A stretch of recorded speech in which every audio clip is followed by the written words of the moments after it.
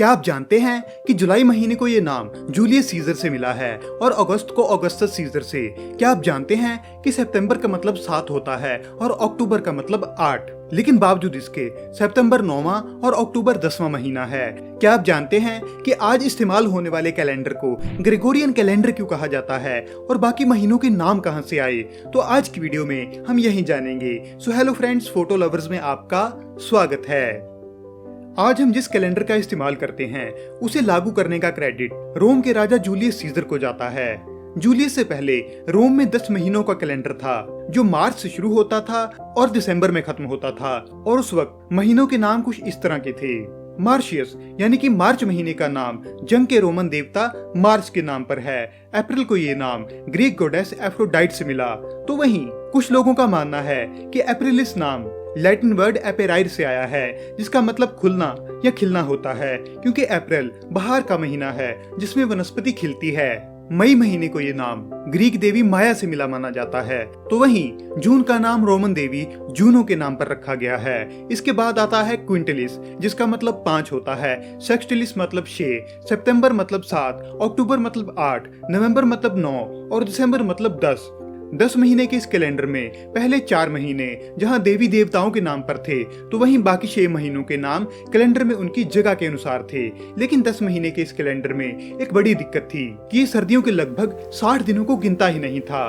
असल में दिसंबर से मार्च के बीच का पीरियड कड़ाके की ठंड का होता था, जिस कारण रोमन एम्पायर में इस बीच कोई खास काम नहीं होता था। इसीलिए वो इन दिनों को कैलेंडर में गिनते ही नहीं थे। उनका साल दिसंबर को खत्म हो जाता था और फिर लगभग 60 दिन बाद सीधा मार्च से शुरू होता था।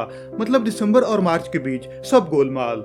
इसी चीज को ध्यान में रखकर रोम के दूसरे राजा नुमा पोम्पिलियस ने कैलेंडर में 2 नए महीने ऐड किए। जनवरी जो रोमन देवता जेनस के नाम पर था, और फेब्रुअरी रोमन त्योहार फेब्रुआ के नाम पर था, जो साफ सफाई और प्यूरिफिकेशन का त्योहार है, क्योंकि मार्च में नया साल मनाने से पहले इन दिनों में साफ सफाई की जाती थी। लेकिन उस वक्त जनवरी और फरवरी को कैलेंडर के एंड में जोड़ा गया था।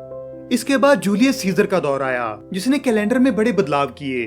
कैलेंडर को 354 दिन के बजाय 365 दिन का किया। हर 4 साल बाद लीप ईयर ऐड किया और मार्च की बजाय जनवरी को साल का पहला महीना बनाया। इसीलिए ये कैलेंडर जूलियन कैलेंडर के नाम से जाना गया। जूलियस सीजर के मरने के बाद क्विंटिलिस महीने का नाम बदलकर जूलियस के नाम पर जुलाई रख दिया गया, क्योंकि इसी महीने में जूलियस का जन्म हुआ था। इसके बाद सेक्सटिलिस महीने का नाम जूलियस के भांजे ऑगस्टस के नाम पर ऑगस्ट रख दिया गया, और ऐसे हमारा कैलेंडर तैयार हुआ।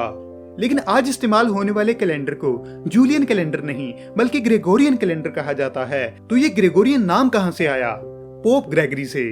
जी हाँ, 1582 में पोप ग्रेगरी ने जूलियन कैलेंडर में एक चेंज करके ग्रेगोरियन कैलेंडर बनाया, और वो चेंज था लीप ईयर काउंट करने का तरीका। जूलियन कैलेंडर में जहां हर 4 से डिवाइड होने वाला साल लीप ईयर होता था, तो वहीं ग्रेगोरियन कैलेंडर में लीप ईयर के लिए 2 रूल्स हैं।